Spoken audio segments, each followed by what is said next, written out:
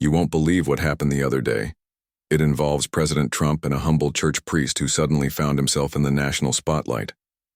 One of the most powerful men in the country, used to red carpets and roaring crowds, came face to face with a quiet man of God, and let's just say, things didn't go as expected.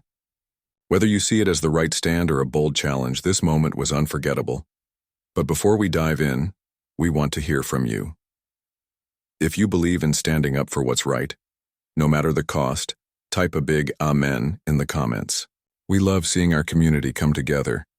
It all started on a perfect sunny morning, birds chirping, breeze blowing, and over at the White House, President Trump, just a few months into his term, was planning to connect with the people, especially the faithful, shake hands, smile for the cameras, and remind America that he stands for faith.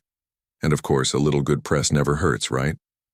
So the plan was set, a surprise visit to a classic all-American church.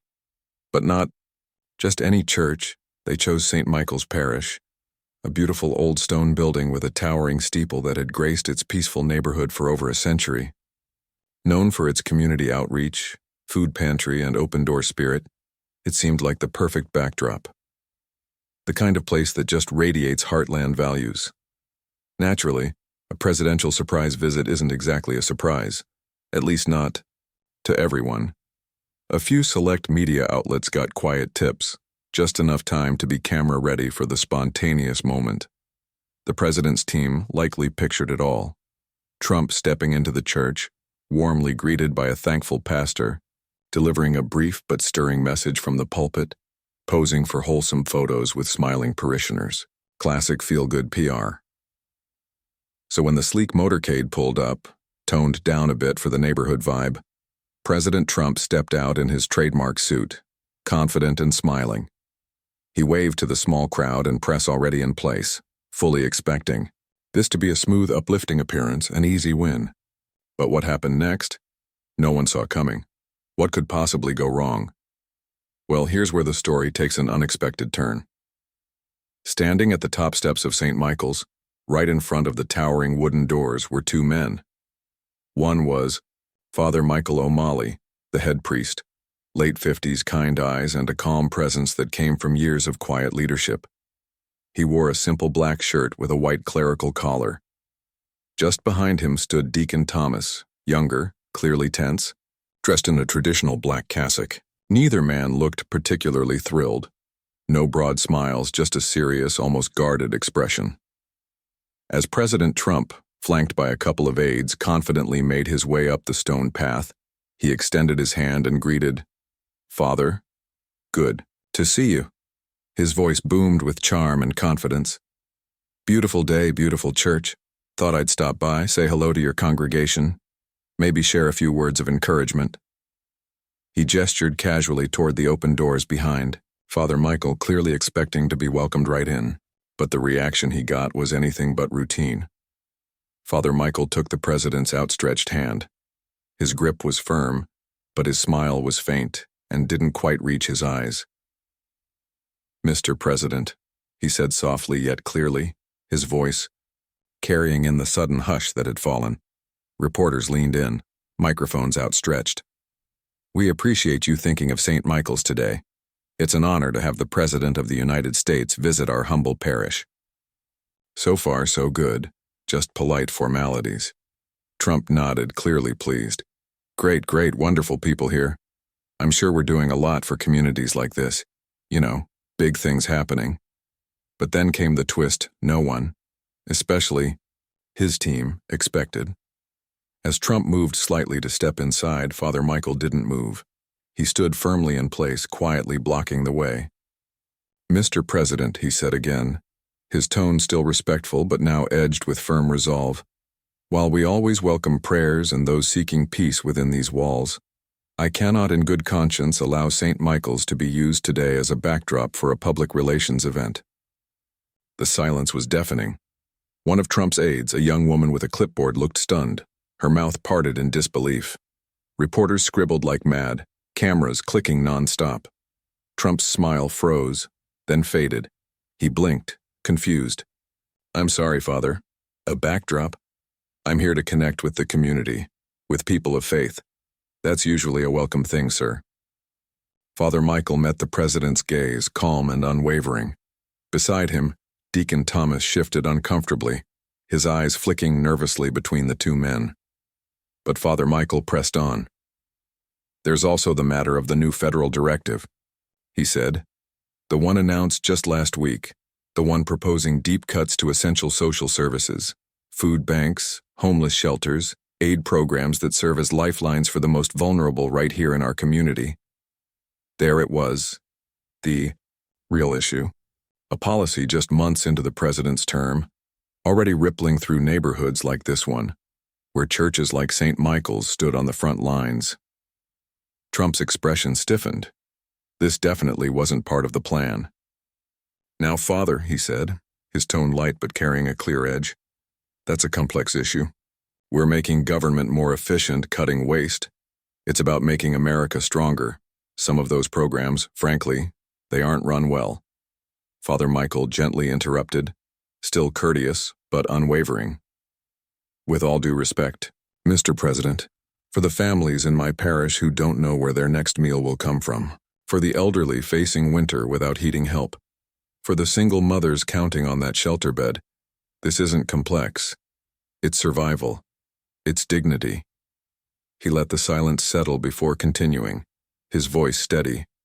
"Just yesterday, I had a grandmother in my office raising 3 grandchildren alone, sobbing because she heard the food pantry we help supply may have to cut back or shut down if these cuts happen. How can I, as her pastor, welcome you for a photo op that implies this church and this community support policies that may bring her even more hardship?" His words weren't loud or theatrical. They carried the quiet weight of truth and sorrow, wrapped in unshakable conviction. In essence, he was saying, "You can't use my church to look good while your actions hurt my people." For a moment, President Trump looked genuinely stunned. He was used to pushback, but not like this. Not from a priest standing on church steps calling him out not with anger, but with moral clarity. Debates, sure, hostile reporters expected, but being publicly challenged by a calm parish priest on the steps of his own church, this was unfamiliar territory for President Trump. His face began to flush, a clear sign of growing irritation. "Father, I think you're misunderstanding the policy," he said, trying to stay composed. "It's not meant to hurt anyone. We're going to take care of people. Believe me, the best care. This is all being blown out of proportion by the media and folks who don't want us to succeed." He waved a hand dismissively toward the reporters. One of his aides stepped forward, clearly trying to ease the tension. "Mr. President, perhaps we could continue this conversation inside with the Father," she suggested, hoping to get the cameras off them. But Father Michael gently shook his head. "There's nothing to discuss privately that shouldn't be said publicly, especially when the entire community is affected. Mr. President, my concern is for my flock. Until your administration can show, not just say, that it will protect the most vulnerable among us, I cannot allow this church to be used for political theater. It would betray everything we stand for at St. Michael's. You are, of course, welcome to come in and pray as any soul is, but not with cameras, and not as part of a public event today." The message was unmistakable. Prayer, yes. PR, no. Trump's jaw tightened. He was a man used to controlling the room. This time he wasn't. He glanced at his aides, now whispering urgently, and then at the press, who were eating it up. President blocked from church photo op by priest. The headlines were already writing themselves. Trying a new angle, Trump said, "Father, you're making this political. Faith should rise above politics." But Father Michael didn't flinch. "Mr. President, caring for the poor and the vulnerable isn't political, it's a core command of our faith. When policies threaten that care, it becomes a moral issue. And as a pastor, I have a duty to speak up.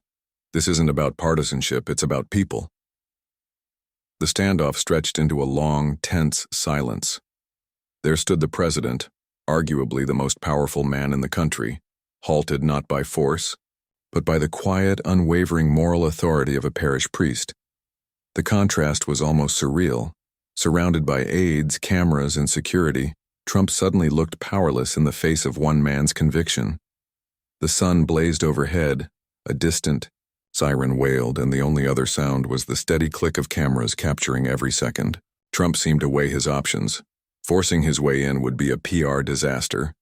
Arguing further would only deepen the damage, and Father Michael, calm and still, was clearly not going to budge. With visible effort, the president adjusted his suit, jacket, trying to collect himself.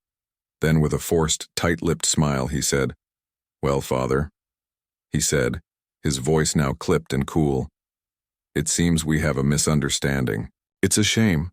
We're doing great things, and it's a shame you don't see that yet. But you will. Everyone will." With a curt nod, he turned sharply on his heel and strode back toward his waiting car. His aides hurried after him, their faces showing relief mixed with embarrassment. The car doors slammed shut, and the motorcade, which had arrived with such confidence, pulled away quickly, as if making a hasty retreat. Father Michael watched them leave, his expression steady and unchanged. He remained on the steps, a solitary figure in simple black attire, the sunlight catching the small cross he wore. Deacon Thomas finally exhaled, as if he'd been holding his breath through the whole encounter. The reporters surged forward, shouting questions. "Father, what was your main objection? Are you afraid of repercussions? What message were you sending?"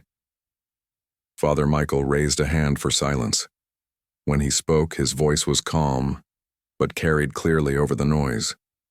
"St. Michael's is a house of God, open to all who seek peace and worship. Our mission is to serve the community, especially those in need. We pray for all our leaders, including the president, that they may govern with wisdom and compassion. Today, I simply acted according to our mission and my conscience. That is all." With that, he gave a slight bow, turned, and walked through the heavy wooden doors into the quiet coolness of the church, Deacon Thomas close behind. The doors closed with a soft thud, leaving the stunned press and buzzing crowd outside. What happened next? The story blew up within minutes. Every news outlet and social media platform was flooded. Headlines screamed, "Priest stands up to Trump and Trump denied church entry." The video of the tense exchange on the church steps was played over and over, dissected and debated endlessly. Many hailed Father Michael as a hero, a man of courage and integrity who boldly spoke truth to power.